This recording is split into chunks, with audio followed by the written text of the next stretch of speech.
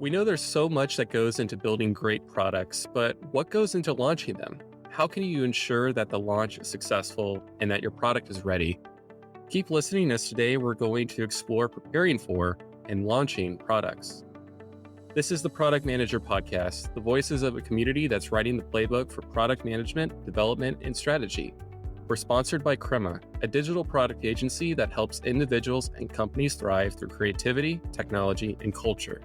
Learn more at crema.us.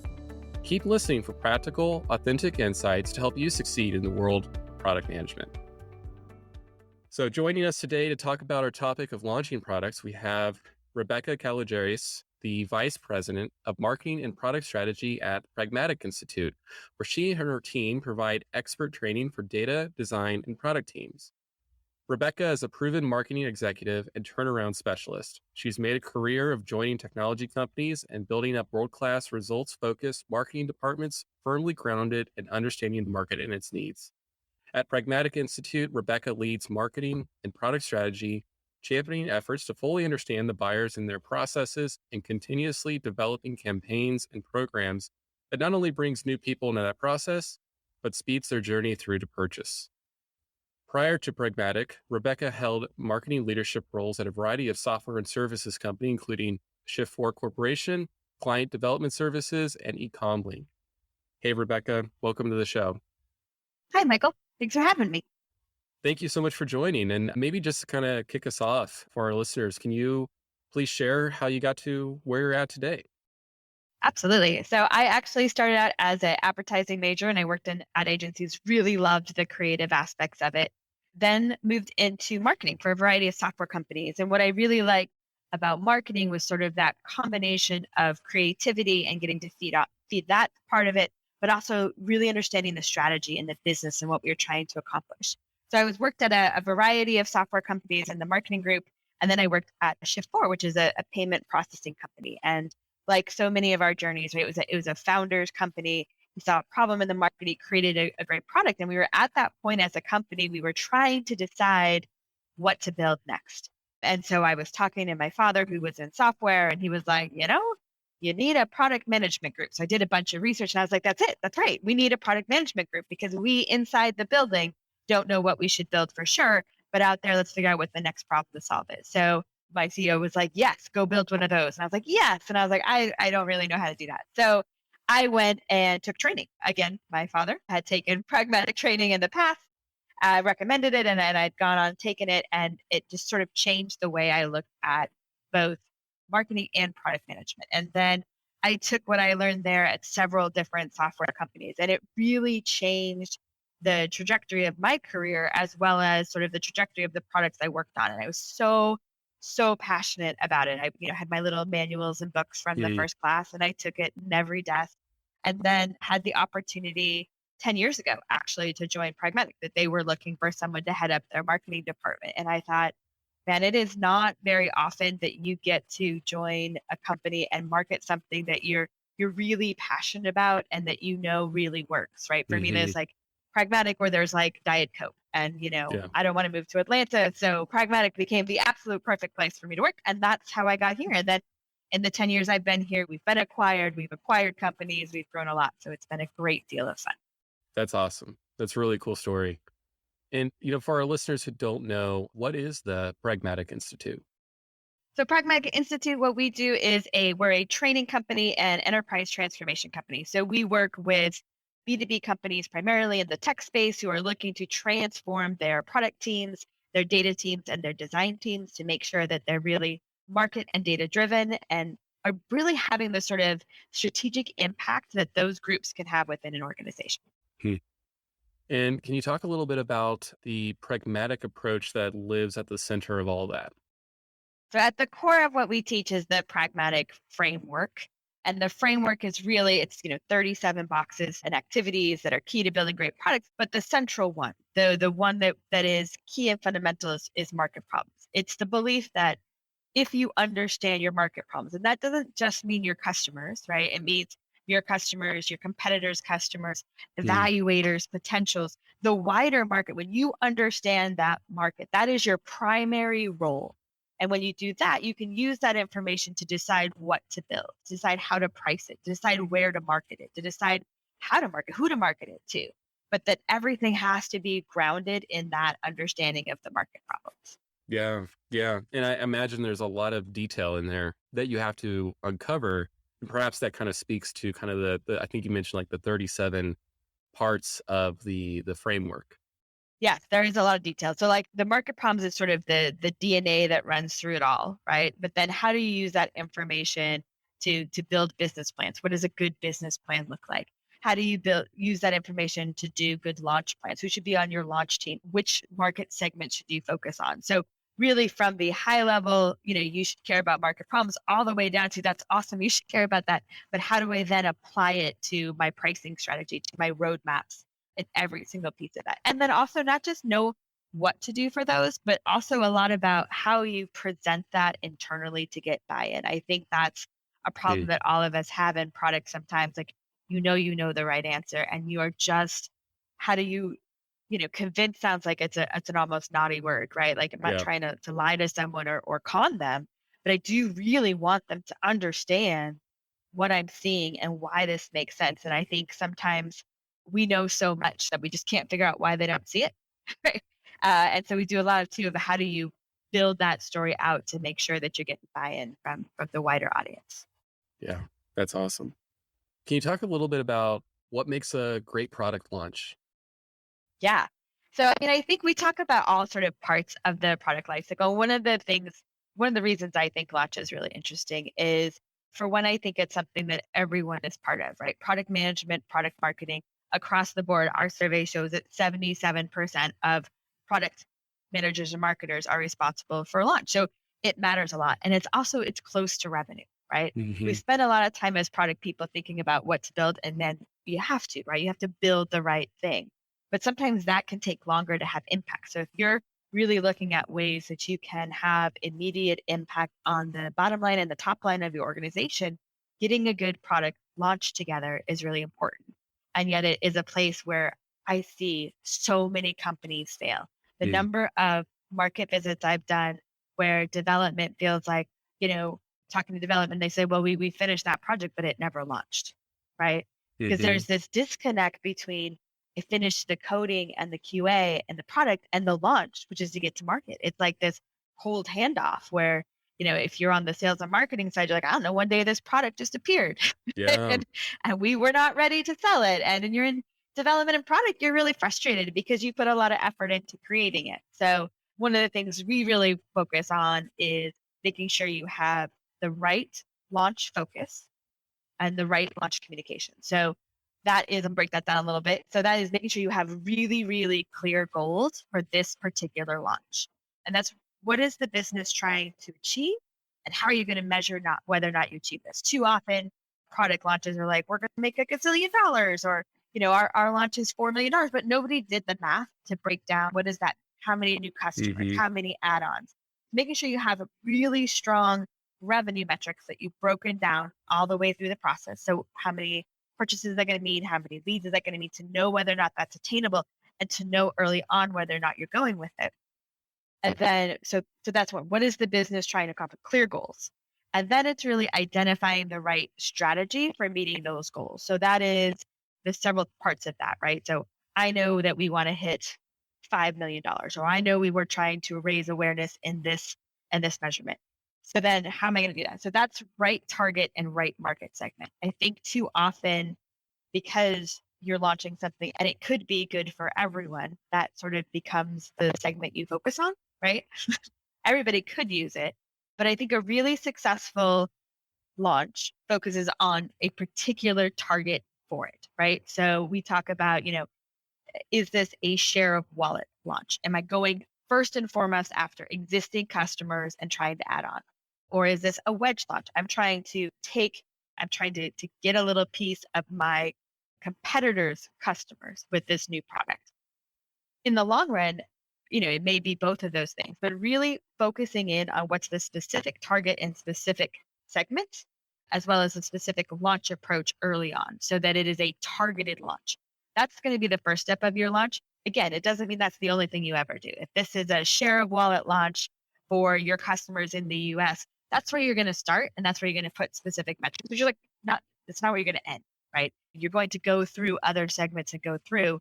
But to be successful for the initial launch, it needs to be targeted. Yeah, it's interesting. And I think just kind of from what I'm hearing so far is you're talking about the handoff of like working on products from a development standpoint, goes through QA and then launch, right? Question mark. But where you're talking about the real value of focusing on the launch comes from is from the kind of the business and the marketing side. And maybe if I'm hearing you right, you kind of alluded to there's a lot of teams that maybe aren't focusing on that very crucial component towards what can make a successful product launch. Yes, I think, no, I think that's 100% correct. It's both the focus of the launch and then it is the communication. I think the communication is really important and it's both early on as the product is being developed. Where are you bringing in your go-to-market and your launch team? How they need visibility early on and what's coming in order to create these plans. But then also once you've established what is the sort of the strategic goal, the strategic approach for your launch, you need to communicate that throughout the organization because, a launch isn't about a product being ready. It's about the whole organization being ready. So that means constant communication across, hey, this is where we're focused on. This is the story of the launch. This is what we're doing. That means that development needs to be on board. Sales obviously needs more. That's going to be one of your biggest pieces that you want to coordinate with. Marketing communications, absolutely. But even things like finance, right? Are there going to be different invoices? Is customer support ready to answer these kinds of questions? It really is organizational wide. And so it's organizational readiness just in terms of your own internal checklist of what must be done.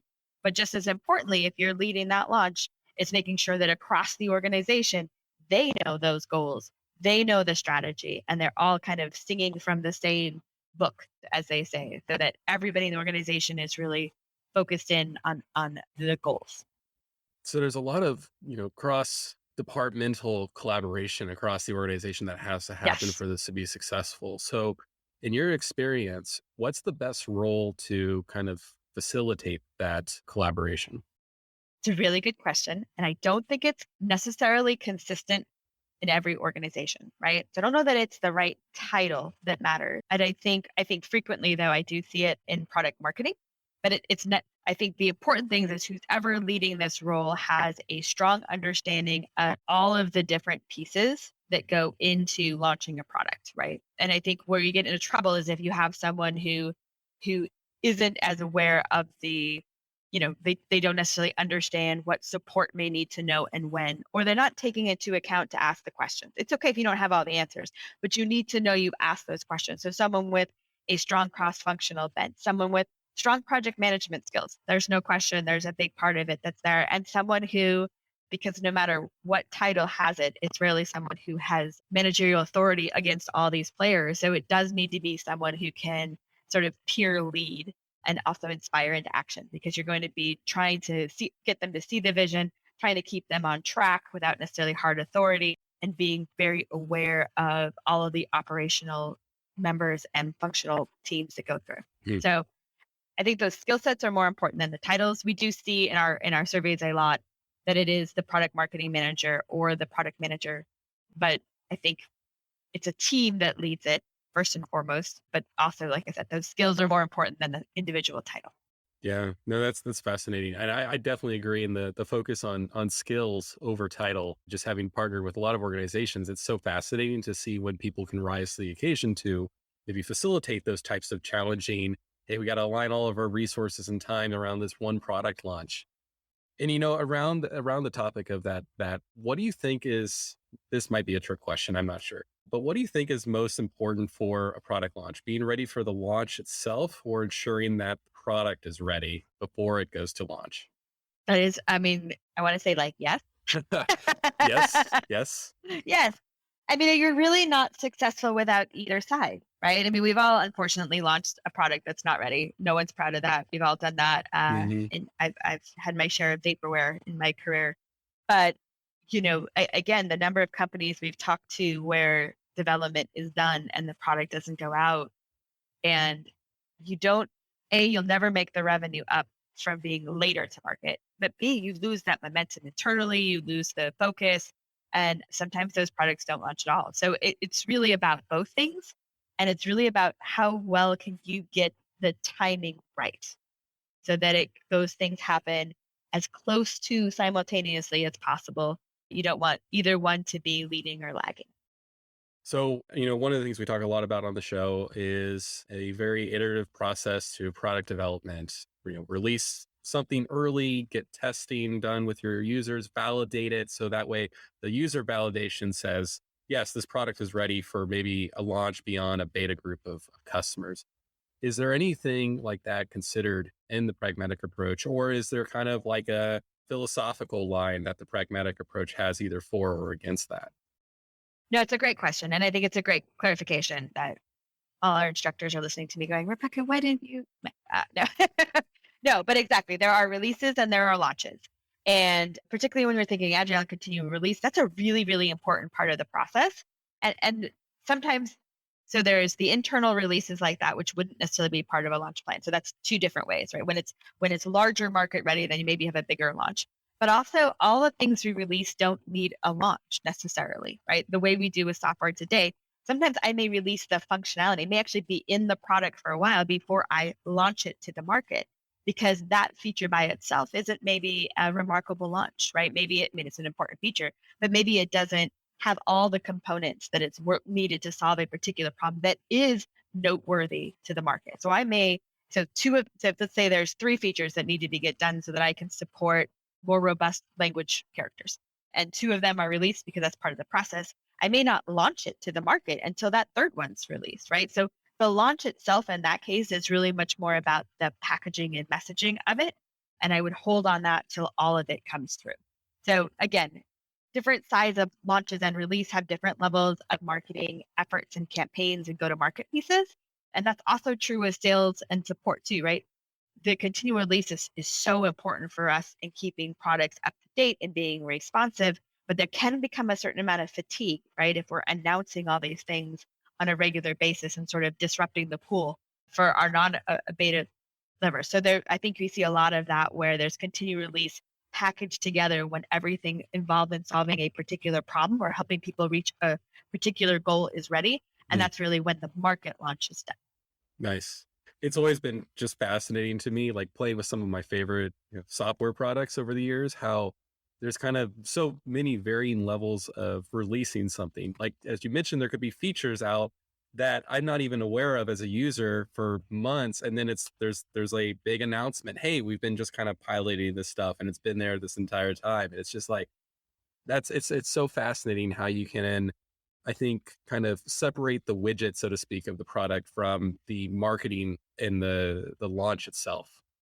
Absolutely. And I think that sometimes people underestimate how much a move to agile and continue release changes the way we market and launch things, right? We're very aware of the changes of that in the development process, in the QA process, and the product management process. But I think sometimes the really successful marketing departments have really shifted the way they work in order to be able to both get the big announcements they want and do the pieces, right? Their whole rhythm has changed.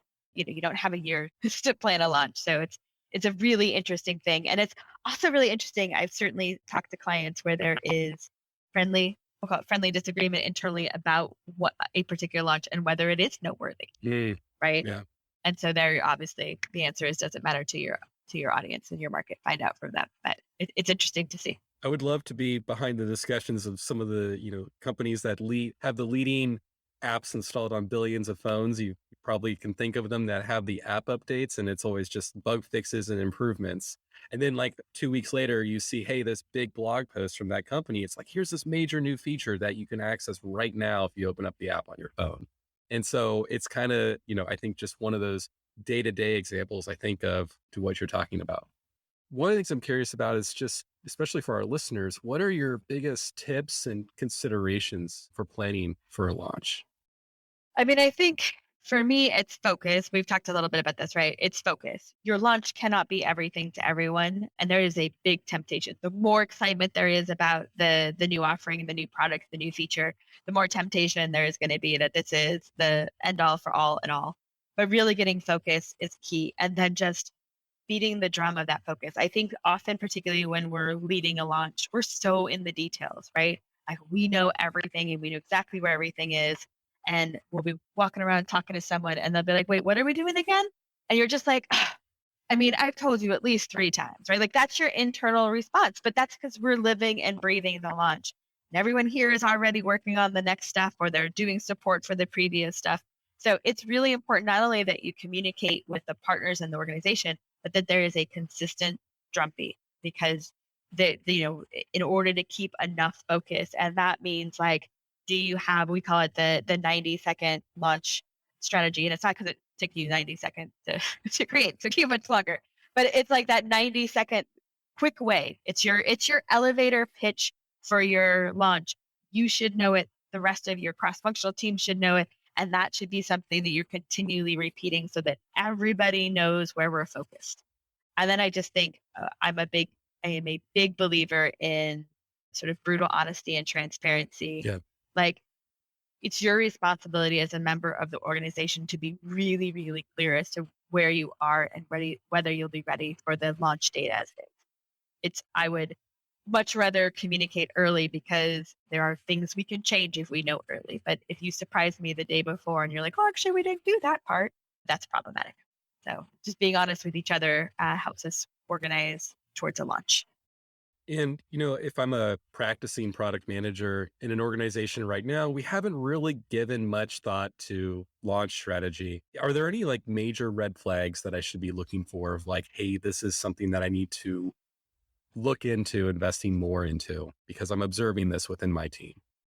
Yeah, I mean, I think if you're an organization where there are many launches at once too, I think one of the red flags is trying to build some consistency around messaging and processes. It sounds really like obvious, but I think too many times we see each product or each team or each launch owner doing it differently. And so if you're doing it differently and I'm doing it differently, then Michael, our partners in there are going to have zero idea what to expect from us or what's expected of them. And so to some extent, just like let's have some standardization is a really good piece. I think again, are your goals for your launch realistic? Do you have clear communication paths with the organization and a clear sort of milestones to check in? Like we should be here. If we're going to do this, then we need to be here by here is a really important piece. And just do they really like when you're product and you're in your stand-ups and you all know exactly what's happening, does the go-to-market side of the house have visibility? What is your connection points in order to make sure that they see what's coming down the pipe? Yeah. So communication, Yes. communication, which yes, I agree. It's something that is surprisingly, it's easy. It's so simple, but it's so easy to kind of fall to the wayside and not be prioritized. It is. And again, I think we often think we communicate because we told them once. And we told them once brilliantly, right? Hmm. Because probably a wonderful PowerPoint that went with it or a memo. But there's just so much other items going on. So have you told them enough is part of it. Yeah. So given your role at Pragmatic, one of the things I was curious about coming into the show recording was how do you approach training and mentoring? So that's a great question. So working for a training company, you certainly do understand the importance of training and the importance of kind of getting everyone to speak the same language. So we do even everyone in our organization goes through our own training courses. That's always helpful. But then we do have set training budgets, right? So we do external training, and then we have a pretty strong mentoring program. It is not super formal, but we have onboarding buddies and you have cross-functional buddies. So you have Mm. onboarding buddies to help you kind of learn, where we used to say like, where's the ice maker? Now we're all virtual. So I don't know if you have an ice maker, right? It's all those sort of like hidden things, but then really cross-functional pieces. And then we have a lot of opportunities within the marketing and product group in particular. That's not fair. They may do it the other groups. I'm not as aware of those. So I'm sure they have the programs as well. But we do sort of bi-weekly knowledge sharing sessions where the different leaders come in and kind of share out with the wider team. So really trying to build that cross-functional piece. I think the more as a leader that you can build in a culture of mentoring, both you mentoring out, which for me is like one of my favorite parts of the job. So that's always fun. but also building that same belief and sort of passion for doing it within my next layer of reports is really where I think I started to see the most dividends, right? When I was trying to carry the full load, well, there's one piece, but when you see that sort of whole discipleship, that's a terrible word for it, but out there where everybody's thinking about that mentoring and bringing it along, it's been really fun to watch that impact grow. That's awesome. And I also just really appreciate the cross-functional emphasis of the approach to training. It's something that is, surprisingly not there in a lot of the other trainings that I've gone through. And that can, I think, just lead to maybe a more empathetic and collaborative approach to everything, including product launches. Absolutely. Because I do think, I think the empathetic thing is key, right? We talk about it all the time with our market and really understanding them, but all of your partners internally, I mean, you can almost have a persona in your head for them, right? What do they care about and why does it matter? Because that changes how you approach them and talk to them and partner with them. And also, I think the more and more companies are virtual, some of that sort of cross-functional stuff you just got, like walking through the kitchen when we were kind of going up in Mm-hmm. our careers, you have to find ways to intentionally build that in because they're not going to run into finance in the kitchen and say, oh, you're closing for the month. Yep. So how do you build that in with intention? It's something that we continue to try to figure out how to do better and better. Yes. Yes. I completely agree. Awesome. Well, hey, before we wrap up, I'd like to ask some personal lightning round questions, if that's okay. Sounds fun. Awesome. First, which of your personal habits has contributed most to your success? I would say curiosity. Love it. Curious about everything. New car, I will press every button in your car. Yeah. And that absolutely pays dividends and products. Yes, I absolutely agree. What is your favorite tool that you use regularly? I am going to, I'm going to say Monday.com. Awesome. It's our project management tool. I both love it and hate it, as is often the case. I feel like every project management tool is that way. Yes. So it's Yeah. pick your favorite of that. Yeah. And lastly, for someone at the start of their product journey, what is one piece of advice that you would give them? I would say let your passion shine. I think so much of what we do is we sort of lead by influence. And the passion is also what we talked about with the curiosity and all of that. People get excited about that. And more importantly, you're excited about that. And if your passion is coming through and you're really letting go, it's fun that way. And then you can help other people have fun. Yeah. You can get a lot done while having fun. That's my firm belief. You can get a lot done by having fun. Those are really great words of wisdom, I think, to wrap up on. Thank you, Rebecca, so much for joining the show today. Thank you, Michael. So for everyone listening, you can find out more about Rebecca on LinkedIn, and you can learn more about the Pragmatic Institute at pragmaticinstitute.com. Again, thank you so much for joining, Rebecca. I've certainly learned a lot today on product launches and just a really real pragmatic approach to them. Thanks everyone for listening, and be sure to leave a podcast review. Let us know what you think. And if you haven't already, please follow and join our community over at theproductmanager.com. Thank you.